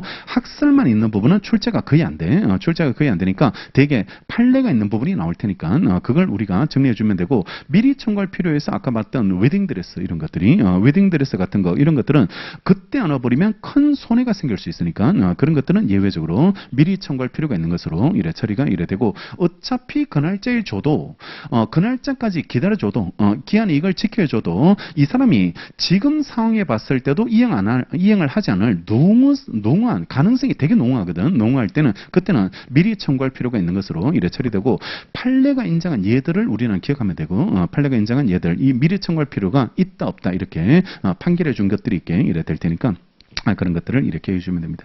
앞으로 이제 이런 걸 공부한다 이 말입니다. 우리가 앞으로 이래 정리해야 될 게 이제 이런 것들이 정리될 것들이 이래 필요하고 그다음에 효력이 이행 판결이 형식적으로 확정되면 이행 청구권의 존재를 확정하는 효력인 기판령 말고도 이외에 집행력도 이래 발생하게 되는 거고 이 소송 형태만이 강제 집행으로 연결되고 이를 인용하는 이행 판결은 집행 권한이 되고요. 이에 대해서 강제 집행을 할 수 있게 되는 겁니다. 강제 집행이 이래 가능하게 되고 반대로 이행의소를 기각, 배척했습니다. 이행의소가 패소, 원고 패소가 이래 됐을 때 기각하는 판결은 청구권 부존재죠. 청구권 부존재를 확정하는 확인 판결이 있게 확인 판결에 지나지 않는다. 뭘 요구했는데 그게 인정되지 않으면 그 사람은 그걸 받을 수 없다는 거죠. 받을 수 없다. 그걸 확인해 준 의미가 되는 거예요. 확인해 준 의미가 이래 되니까 기각하는 판결이 내려지면 부존재를 확정하는 효력이 있게 됩니다. 자, 로마제 2번 확인해서 확인해서는 다툼 있는 법률 관계의 존재 부존재 확정을 이래 요구하는 소고요. 존재를 요구하면 적극적 확인 이렇게 불러요. 적극적 확인이고 반대말 부존재 확인을 요구하면 부존재 확인을 요구하면 그거는 소극적 확인, 개념 정리, 적극적 확인, 소극적 확인, 개념 정리하시고 오른쪽에 2번 대상 적격이 나오는데요. 원칙적으로 확인해서는 권리나 법률 관계만 대상 적격합니다. 대상 적격이 있다라고 이래 되어 있습니다. 반대말, 권리 반대말은 사실이거든. 사실관계 확인은 대상 못해. 사실관계 확인은 대상 적격이 없게 되고 법률 관계만 확인해 줍니다. 법률 관계만 확인이 된다라고 이렇게 하시고 그 법률 관계 중에서도 다시 좁혀 들어가게 되니까 법률 관계만 일단 확인 대상 적격을 갖게 되고 사실 문제는 대상 적격이 없게 되는데 딱 하나 예외가 옆에 다만 정서의 진정 여부를 확인하는 정서의 진정 여부를 확인하는 확인하는 소는 서면이 진실로 작성 명의자에서 작성됐는지 아니면 위조 변조됐는가를 확정하는 사실관계 확인이지만 예외적으로 허용을 해주게 이래 되는 예외가 나오게 이래 되는데요. 자, 이 용어도 하나 정리해 두면 만약에 어떤 계약서를 작성했어요. 계약서를 이래 작성했다. 그러면 계약서를 쓰고요. 계약서를 쓰고 여기에 갑 이름도 적혀 있고 도장도 찍혀 있고 을 이름도 적혀 있고 을 도장도 찍혀 있을 때 을 도장도 찍혀 있습니다. 근데 갑이 이 계약서를 증거로 이래 제출해 가지고요. 증거로 제출해서 우리 둘은 계약을 체결한 게 맞고 이 계약서가 증거입니다. 이렇게 소송에서 주장했는데 을이 나는 이 계약서 쓴 적이 없대. 나는 이 계약서가 작성되지 않았고 얘가 이거 위조해서 가짜로 하나 만들었습니다. 이런 다툼이 생길 수 있거든. 이런 다툼이 이래 생길 수 있게 되는데 이 계약서 정서를 실질적으로 작성했는지 작성하지 않았는지 그 부분에 대한 판단, 그게 정서의 진정 여부 확인의 소라고 이렇게 부르고, 자, 지금부터 이 사람이 작성했다, 작성 안 했다, 이걸 우리 그 민사소송법 용어로 진정성립이라고 불러요. 진정성립. 진정성립. 진실로 작성했다 이런 느낌입니다. 진실로 작성했다. 그러니까 이 사람이 진실로 작성하면 진정성립이 긍정된다라고 부르고, 진실로 작성한 게 아니고 위조된 겁니다. 이렇게 부르면 그거는 진정성립이 부정, 진정성립 부정이라고 이렇게 부르고, 진정성립이라는 단어가 진실로 작성했다, 작성하지 않았다 이런 걸 이걸 진정성립이라고 이렇게 부르게 되고, 이걸 확인받는 소송을 받아준다. 이걸 확인받는 소송을 받아주는데 그게 정서의 진정 여부를 확인한다. 이렇게 불러요. 진정 여부. 그러니까 진정 성립 여부 이 말이죠. 진정 여부를 확인한다는 게 진실로 작성했는지 여부를 확인하는 거. 이걸 정서의 진정 여부를 확인한다라고 부르게 되는데, 자, 이거는 왜 사실 문제예요. 위조됐는지 작성했는지는 법률관계, 권리관계가 아니고 작성 여부니까 사실 문제거든. 사실 문제인데 이거는 예외적으로 우리 민소법에서 확인의 소로 받아준다고, 확인의 소로 이래 받아주게 이래 되게 되는데, 왜 받아주냐 그러면 매매 계약서를 작성하면 매매 계약을 체결한 걸로 인정받을 수 있습니다. 그러니까 계약서가 작성되면 당연히 그 계약을 한 거죠. 매매 계약을 한 거고, 임대차 계약서를 작성했다? 그러면 임대차 계약을 한 거죠. 임대차 계약을 한 거예요. 그리고 이 정서의 진정 여부를 확인받으면 법률 관계가 인정되거든. 법률 관계가 인정되고, 정서 서면을 통해서 권리, 법률 관계를 바로 인정할 수 있는 문서, 이걸 우리는 처분 문서라고 불러요. 처분 문서라고 부르고, 문서 자체에서 권리 존재가 인정될 수 있는 거, 권리 존재가 인정될 수 있는 걸 처분 문서라고 부르고, 각종 계약서 이렇게 생각하시면 돼. 각종 계약서. 그러니까 매매 계약서, 임대차 계약서, 그다음에 차용증 이런 것들. 차용증 쓰면 돈 빌려간 거죠.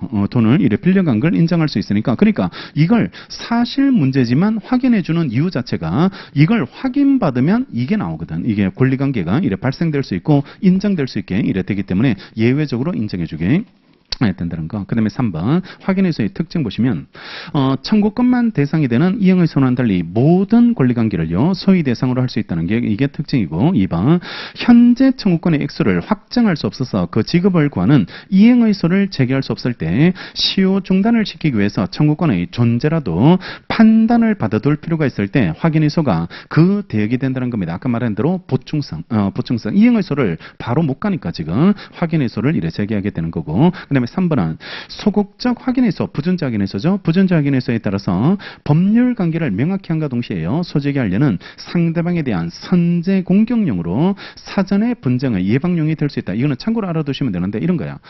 나는 이 사람한테 돈을 갚을 게 없거든. 갚을 게 없는데, 근데 이 사람은 자꾸 나를 상대로 이행의소를 제기할 것처럼요 자꾸 요구하고 있는 거야. 내용 증명도 보내고 돈을 갚으라고 독촉을 하고 있게 됩니다. 그러면 내가 바쁠 때 갑자기 이 사람이 나를 상대로 이행의소를 제기해가지고 소송이 걸려버리면, 물론 소송에서 다툴 수 있겠지만 바쁜 시기에 내가 법정에 나가서 소송을 하기는 부담이 되는 거야. 부담이 되면 그러면 선제 공격력, 전문용어로 선빵을 날릴 수 있잖아. 선빵을 날려가지고 내가 얘를 상대로 부전자 확인의소를 먼저 제기해가지고 내가 안 갈 때 그때 이 사람을 상대로 부전자 확인의소를 받아버리면 나를 상대로 다시 소송을 못 할 거 아닙니까? 그러니까 그런 용어로 활용을 할 수 있게 이래 되는 거고, 그 다음에 4번 효력은 확인의소에 관해서 원고 승소 확인 판결이 나면 원고가 주장한 법률관계 존재에 관해서 기판력은 있지만 집행력이 없다는 게 특징, 집행력이 없다는 게 이래 특징이고, 자, 로마자 3번 형성의소로 오시면 형성의소는 판결에 대한 법률관계의 변동을 요구하는 겁니다. 변동 아시죠? 세 개, 발생, 변경, 소멸을 합쳐서 변동이라고 이래 부르게 이래 되는 거고, 형성의수는 법적 안정성을 흔들기 때문에 명문의 규정으로 허용되는 경우에만 인정됩니다. 그러니까 형성권이 왜 조문에 있어야지만 가능하거든. 가능한데 형성 소송도 마찬가지 명문의 근거가 있어야 됩니다. 명문의 근거가 있어야지 되고, 또 형성 판결은 대세적 효력 때문에 원래 기판력은 상대어입니다. 그죠? 문고 피고 간에만 발생하는 상대어만 있는데, 대세어라는 거는 다른 사람한테도 효과가 미치는 거, 이걸 대세어라고 부르는데, 여러분들 이혼하면 부부관계만 끊어지는 게 아니야. 부부관계만 끊어지는 게 아니고, 이혼을 하면 장인, 장모, 그 다음에 시아버지, 시어머니, 이런 시댁관계, 인척관계라 부르는데, 이혼하는 순간 그게 다 끊어집니다. 끊어지게 이래 되게 되니까, 그러니까 다른 사람한테도 효과가 미치죠. 다른 사람한테도 효과가 이래 미치게 되니까 그걸 대세적 효과 이렇게 불러요. 대세적 효과라고 부르게 되는데, 대세적 효력 때문에, 형성소는 대세적 효력 때문에 법적 안정성을 위해서 명문으로 제소권자나 제소기간을 한정해 내용 경우가 적지 않게 된다는 거고, 참고로 보고, 그 다음에 3번 종류, 1번 실제법상 형성의소입니다. 그러면 말을 만들면 형성의소가 법률관계에 변동되는데, 실제법상 권리관계가 변동되는 거, 이걸 실제법상 형성의소고, 밑에 소송상 형성의소는 뭐겠어? 소송법상 법률관계가 변동된다, 이런 느낌이야. 이런 느낌이 이래 되겠죠. 양걸 1번 실제법상 형성의소는 실제법상 법률관계 변동을 구하는 겁니다. 변동을 구하는 거고, 대표적인 게 가사소송, 이혼 생각하시면 되고, 회사관계 소송, 이런 것들이 실제법상 법률관계 변동을 구하는 소가 이래 되게 되고, 2번 별표하고 2번 민법을 했는데도 어려운 부분 중에 하나가 이거예요. 민법을 했는데 어려운 부분인데, 이거는 숙제가 아니고 별표만 해놓고, 왜냐하면 이거는 진도 나가면서 한 4번 설명하게 돼 있거든. 이 교재가 나오는 경우가 한 4번 정도 이래 나오게 되니까 한 4번 정도 들어보는 거야. 4번 정도 이래 들으면서 이해를 하시면 되는데, 채권자 취소권이 있습니다. 채권자 취소권이라는 제도가 이래 나오게 되는데, 채권자가 채무자한테 돈 받을 채권을 가지고 있었는데, 이 채무자가 강제 집행을 피하려고 재산을 이렇게 빼돌립니다. 재산을 이래 팔아먹어요. 팔아먹으면, 그러면 이 팔아먹은 행위를 우리는 사해행위를 했다, 채권자를 해치는 행위, 사행위를 했다라고 이래 부르게 되는데, 이 사행위를 취소해서 다시 원래 상태로 원상회복을 시킨다. 그러니까 취소해서 원상회복을 시키는 것이 필요하다. 안 그러면 채권자가 강제집행을 못하게 되거든요. 강제집행을 할 수 없게 되니까 원상회복을 해서 다시 원래 상태로 갖다 놓고, 채권자가 강제집행할 수 있도록 해주는 제도, 강제집행할 수 있도록 해주는 제도가, 그게 채권자 취소권인데, 자, 지금부터 이 채권자 취소권은 얘가 강제 집행할 수 있도록 해주려고, 강제 집행하기 위해서 인정되는 제도거든. 인정되는 제도예요. 따라서 이 사람이 강제 집행할 수 있도록만 해주면 돼. 할 수 있도록만 해주면 되고, 그 이상 인정해줄 이유가 없는 거야. 자, 보세요. 채무자하고 얘를 수익자라고 부르거든. 수익자라고 부르고, 얘로부터 넘겨받으면 전득자라고 부르거든. 전득자라고 부르게 되는데, 이 사람들의 법률관계를 전부 무효로 만들어야 될까? 그럴 필요는 없다라는 겁니다. 그러니까 오로지 얘가 강제 집행할 수 있도록만 해주면 되는 거지, 굳이 얘네들의 법률 관계를 다 무효로, 전체를 다 무효로 만들, 그거는 이 사람의 강제 집행을 위한 행위보다는 더 큰 효과가 생겨버리거든. 그 효과가 이래 생기게 되니까, 얘가 강제 집행할 수 있도록만 해주면 되기 때문에 굳이 얘네들의 법률 관계, 채무자와 수익자, 수익자와 전득자, 얘네들의 법률 관계를 굳이 무효로 만들지 않겠다는 겁니다. 자, 이게 왜 어렵냐 그러면, 우리 민총에서 취소라는 제도를 배웠는데, 취소하면 소급 무효로 바뀐다, 이래 공부했거든. 소급 무효로 전체가 무효가 된다라고 이래 공부했는데, 근데 여기는 그런 취소는 인정하지 않겠다는 겁니다. 그런 취소는 인정하지 않고, 전체를 무효로 만드는 취소는 인정하지 않고, 그냥 얘한테만 강제 집행을 위해서요. 강제 집행을 위해서 취소된다. 이렇게 취소를 조금 더 좁혀서 해석해가지고, 좁혀서 해석해서 전부 무효로 만드는 취소가 아니고, 갑을 위한 취소, 갑을 위한 취소. 왜냐하면 이게 원래 상태로 돌아오려면 일단은 취소돼서 효력이 사라져야지 돌아가거든. 돌아가게 이랬다니까. 그러니까 갑을 위해서 취소되고 갑을 위해서 원상회복된다. 따라서 이게 등기 자체가 취소돼서 원상회복되더라도 을한테 소유권이 다시 돌아오는 취소가 아니고 갑을 위한 취소, 갑을 위한 취소고 갑이 얘를 상대로 이행의소를 제기해서 판결을 받아서 강제집행하게 되거든. 강제집행하게 되는데 여기에 등기가 있어야지 강제집행할 거 아니에요. 강제집행을 하게 이래 될 테니까 그런 의미에서 원상회복입니다. 그런 의미에서 원상회복이고 이걸 민법에서 우리가 정리할 때 상대적 무효다 이래 불러요. 상대적 무효다. 그러니까 상대적이라는 말이 채권자에 대한, 얘에 대한 관계에서만 이 사람한테만 이런 느낌, 상대적이라는 게 이 사람한테만 무효가 된다는 상대적 무효라는 게 우리 판례 이래 취지가 되거든. 그래서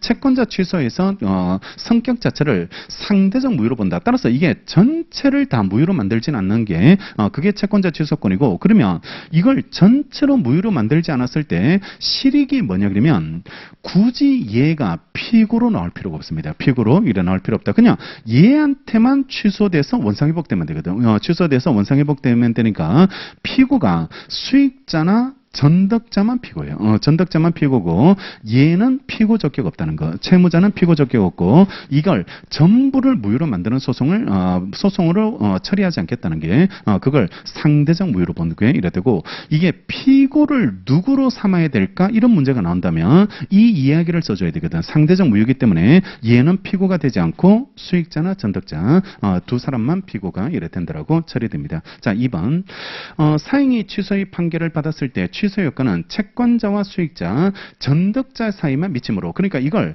얘네들 간에만 미친다 이런 말이거든. 얘네들 간에만 미친다. 이걸 상대적 무효라고 이렇게 부르게 되고 채권자와 채무자 사이 채무자와 수익자 사이에서 취소로 인한 법률 관계에 영향을 미치지 않는 거야. 미치지 않게 이래 되니까 채무자, 수익자, 그 다음에 채권자, 채무자도 마찬가지. 채권자, 채무자도 동일하게 영향을 없다. 그래서 채무자의 피고 적격이 부정, 채무자의 피고 적격을 부인하게 이래 되게 됩니다.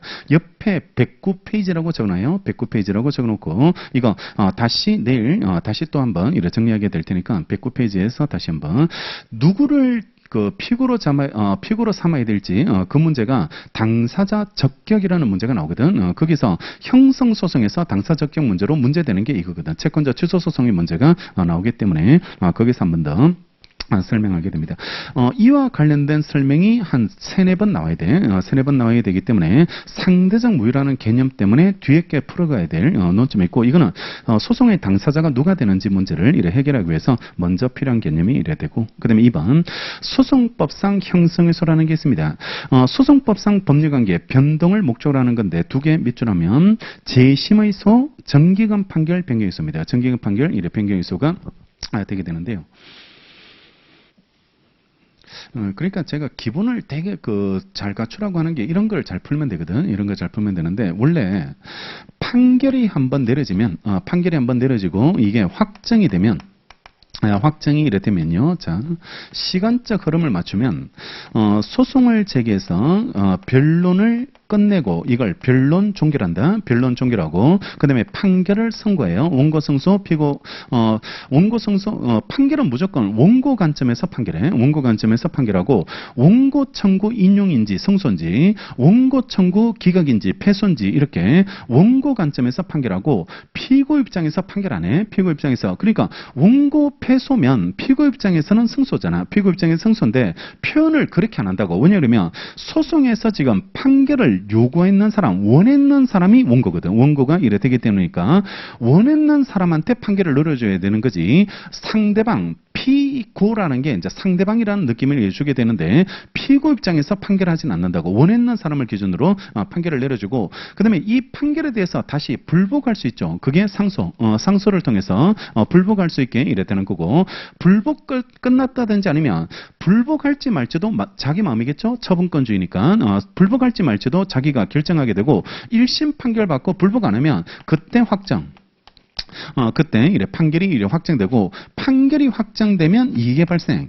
기판력이 기판력이 이래 발생한다라고 부르게 되는데, 자, 지금부터 기판력이 발생한다는 건요, 기판력이 발생한다는 거는 다시 동일한 소를 다시 제기 못한다는 개념, 이런 말이야. 그러니까 이미 기자 판결 판자거든. 이미 기자 판결 판자. 그러면 이미 판단을 받은 사람은 다시 동일한 소를 제기하지 못하는 겁니다. 왜?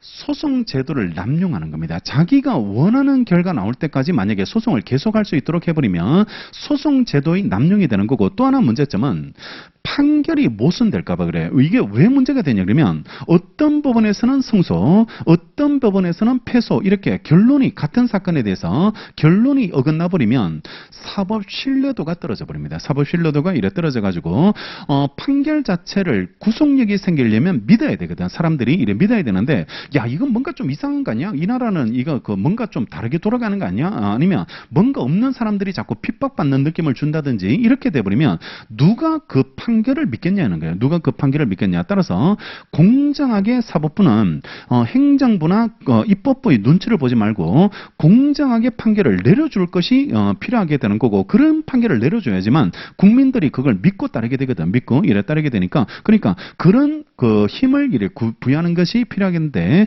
결론이 어긋나 버리면, 모순돼 버리면 그 힘을 잃어버리거든. 힘을 잃어버리게 이래 되니까 판결을 믿지 않아 버리는 그런 문제가 생기는 걸 이래 방지하기 위해서 이미 판결을 받아둔 사람은, 그러니까 자기가 원하는 결론을 이쪽에서 다 얻어내라는 겁니다. 이쪽에서 다 얻어내고, 근데 거기에 대해서 판사님이 3번 또 판결해 주잖아. 3번 또 판결해 주고 3번 판결을 받아서 결론이 나면 그거는 따라야 되는 거야. 따라야지 되는 거고, 그게 따라줄 것이 이래 필요하게 이래 되는 거고, 변론주의 때문에 소송을 잘 못해가지고 패소당했다. 그러면 다시 민소공부해가 변론주의 연락 공부해가지고 이제 소송 잘할래요 라고 다시 나오면 이미 늦었다는 겁니다. 이미 이래 늦어버리기 때문이니까 한 번 판결받은 사람은 똑같은 사건을 다시 제기하지 마라. 그러면 기판력에 저촉되는지 저촉되지 않는지에 따라서 저촉되면 다시 동일한 소를 제기 못해. 제기 못하고, 저촉되지 않으면 다시 소송할 수 있거든. 소송할 수 있다. 그러면 저촉되는지 저촉되지 않는지 이것 판단 잘해야 되겠네. 그래야지 소송을 할 수 있는지 없는지가 이래 달라지게 되고,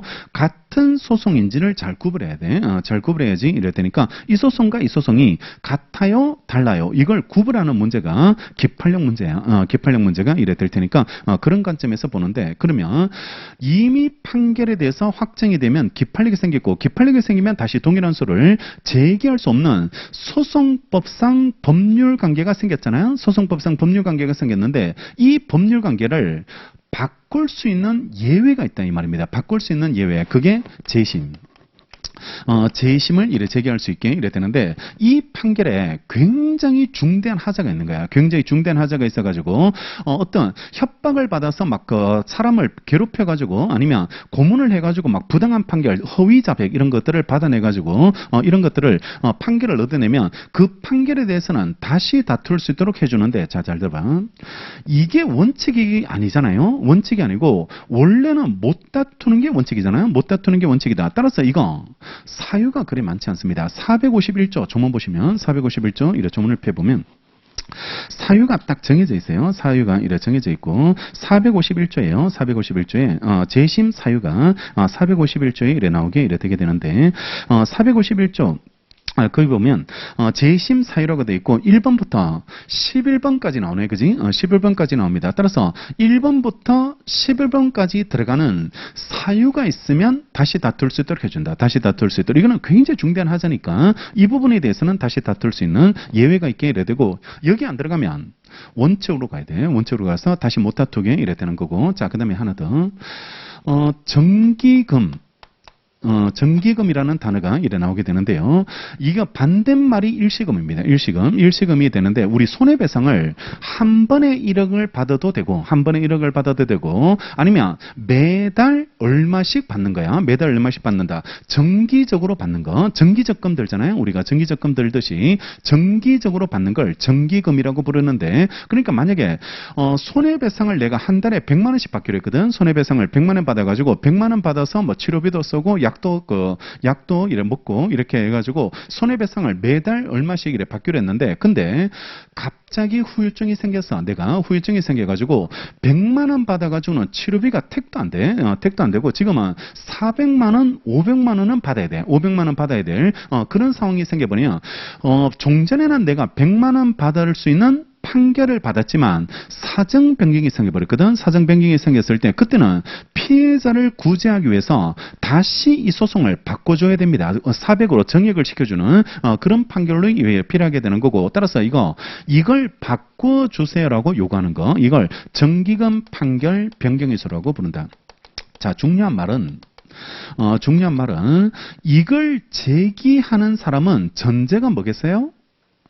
이거 받는 사람입니다. 기판력 받는 사람. 그러면 기판력 받는 사람이 기판력 때문에 원래는 못 다투지만 예외적으로 다투는 소가 이거다. 정기금 판결 변경의 소가 됩니다. 그러면 기판력 안 받으면 이걸 제기할 게 아니에요. 이걸 제기할 게 아니고 기판력 안 받는 사람은 그냥 바꿔주세요라고 소송을 제기하지 말고 자기 거 주세요 이렇게 이야기하면 돼요. 자기 거. 이걸 종전 판결을 바꿔주세요 이런 말을 하는 사람은 이걸 받는 사람을 말해. 기판력 받는 사람을 이래 의미하게 되고, 원래 법원행시가 이게 나왔거든. 정기금 판결 변경의소를 이래 제기할 수 있는지 이렇게 나왔는데, 이걸 제기할 수 있습니까? 이런 문제가 나왔다. 이런 문제가 나오면 이 문제의 의도는 뭐겠어?